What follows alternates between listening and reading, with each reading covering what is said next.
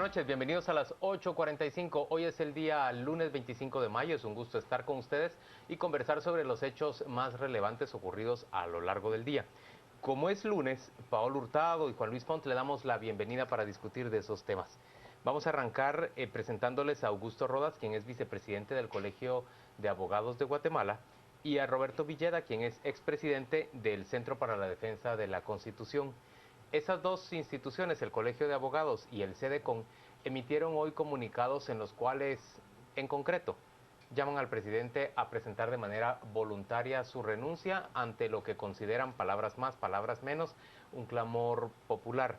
Hemos invitado a los dos integrantes de esas instituciones para que conversen con nosotros respecto de qué ha llevado al Colegio de Abogados y al CEDECON a plantear este posicionamiento. Buenas noches, bienvenidos. Señor Rodas, comencemos con la explicación de parte del Colegio de Abogados. Concretamente, ¿cuál es el argumento que ustedes esgrimen para pedir que el presidente deje su puesto? Gracias, Paola. Buenas noches, Juan Luis. Pues concretamente, pues somos parte de la sociedad, no podemos como colegio permanecer aislados o con un silencio cómplice ante una situación que está haciendo crisis, porque el presidente simplemente ha demostrado que con el nombramiento de funcionarios que lo han rodeado, tanto a él como a la expresidenta, los secretarios privados de ambos y nombrado presidente del ICS, que ahí nos duele mucho que 15 vidas humanas se hayan perdido por la corrupción. Él no ha cumplido con su labor que manda la Constitución de velar por el bien común, por el derecho a la vida, no ha manejado la hacienda pública conforme a derecho.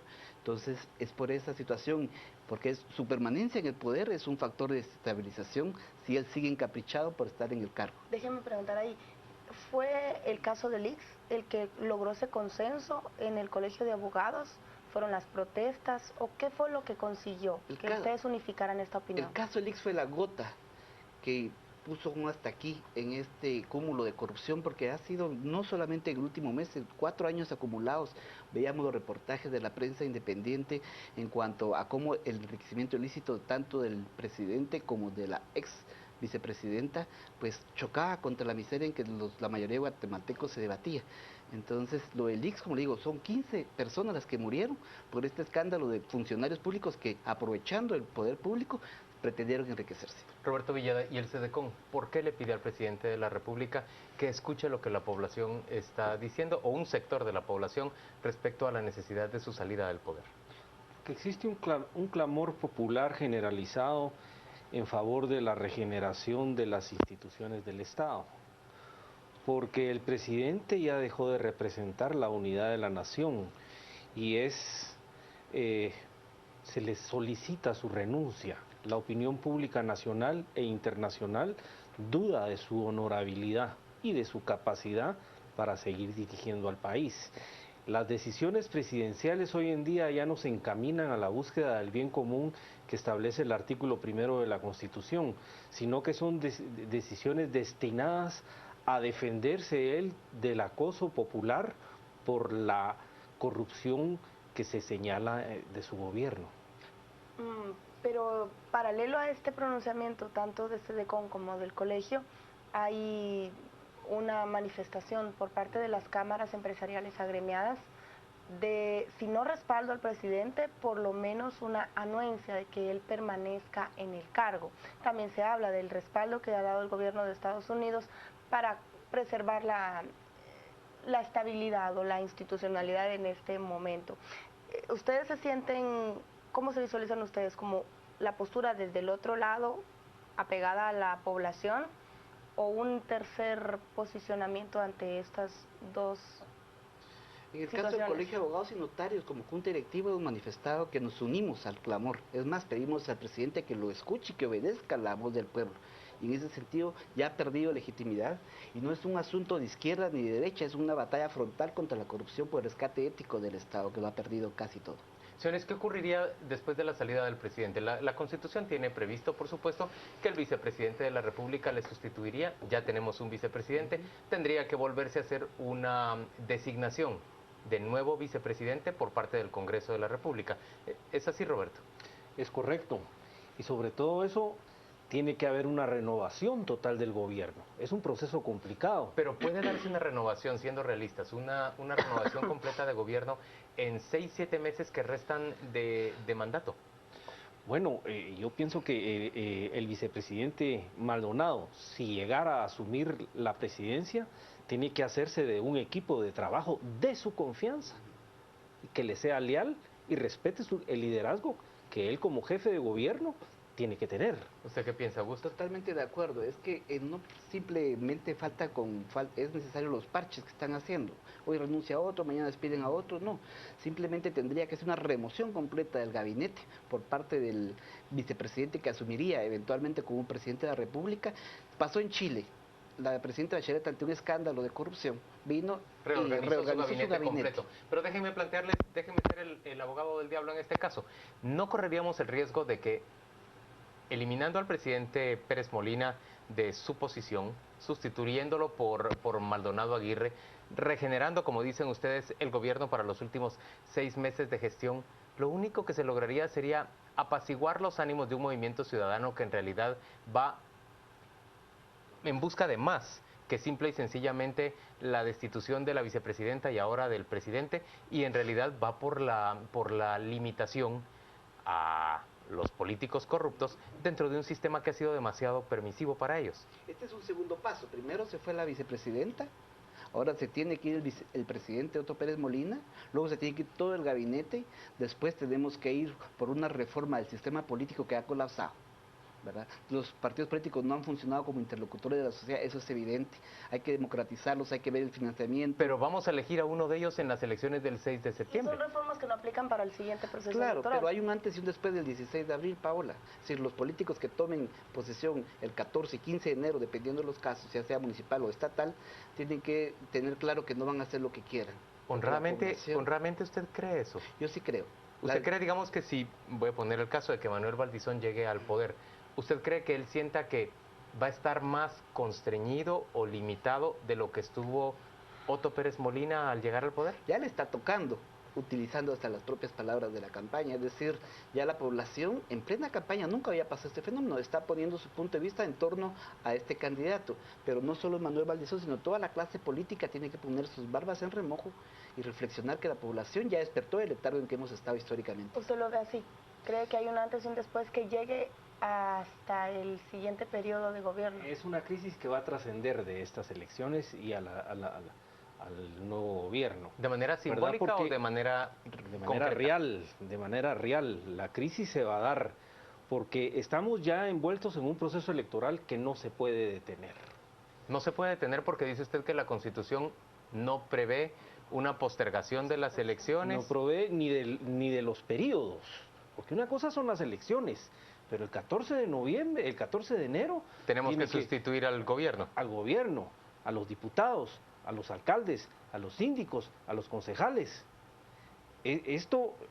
Pensar en prorrogar o reprogramar las elecciones es pensar en reprogramar el ciclo electoral en su conjunto, no solo limitado, sino que los periodos. Eso es muy trascendental. Suponiendo que se prorroguen o se reprogramen las elecciones para el 6 de noviembre, ¿qué se gana con eso? Se van a aprobar unas reformas electorales que no van a ser aplicables para este periodo, porque el proceso electoral difícilmente, salvo que la Corte de Constitucionalidad en su infinita creatividad se saque de la manga alguna resolución y santifique la reprogramación de las elecciones y la reprogramación del cambio de funcionarios. Pero entonces, digamos, las elecciones, según ustedes dos, son ineludibles. Lo que sí es eludible es mantener al mismo presidente de la República. Podría, dicen, montarse un gobierno nuevo a cargo de Alejandro Maldonado Aguirre, quien es vicepresidente constitucional en este momento, y luego vamos a las elecciones y quien gane de estas elecciones pues arrancará con un gobierno nuevo el 14 de enero. A eso estamos obligados los guatemaltecos, a menos que querramos plantearnos un nuevo régimen constitucional. Dentro del marco constitucional a eso estamos condenados. Pero recordemos también que la Constitución, nos guste o no, es lo que la Corte de Constitucionalidad dice que es, lo que interpreta. Y entonces pudiese darse distintos escenarios en ese sentido. Yo lo veo improbable, pero tampoco lo descartaría plenamente. Me están diciendo en Twitter dos personas que le cuestionemos a usted como representante del colegio que su grupo fue apoyado por operadores del gobierno que hoy están en problemas, por el mismo gobierno al que ustedes están criticando ahora. Pues mire, nosotros somos parte de una alianza gremial donde nos apoyaron más de 3.300 electores, colegas, abogados y politólogos internacionalistas. No sabemos por quién votó cada uno, el voto es secreto. Y si tuviéramos compromiso, no estaría yo aquí al frente, igual que el presidente Marco Sagastume, y firmando este comunicado que hoy hicimos público por el pleno de la Junta Directiva. En representación de la Junta Directiva es que estamos haciendo este ¿Y pronunciamiento. sienten corresponsabilidad ustedes como dirigentes del Colegio de Abogados por la integración de un organismo judicial, de unas altas cortes, que es muy cuestionada en este momento? Ninguna, porque nosotros tomamos posesión, Juan Luis, el 20 de marzo de este año y no hemos participado en ninguna comisión de postulación. ¿Y sus corrientes profesionales no participaron tampoco? Desde nuestro punto de vista, ignoramos qué corrientes se dieron. Nosotros tomamos posesión el 20 de marzo y a partir de esto estamos tratando de dignificar y romper el silencio que el Colegio de Abogados y Notarios había tenido en los últimos años, porque lo más fácil, Juan Luis y Paola, es mantenerse en silencio. Roberto, la crítica para usted, o más bien para el CEDECON, para el Centro de la Defensa de la Constitución, veo que proviene del sector privado organizado. En términos generales, cuadros del sector privado en redes sociales esta noche están llamando irresponsable o poco legítima el pronunciamiento del día de hoy de parte del CEDECON. Hablan de que este es un CEDECON distinto, no aquel que defendía altos valores, sino que ahora está haciendo política al sumarse, por ejemplo, a esa petición de los manifestantes que reclaman la renuncia del presidente Pérez Molina. ¿Cómo responde usted a eso? Mire, CEDECON tiene plena confianza en las instituciones del Estado como para salir adelante en de la crisis.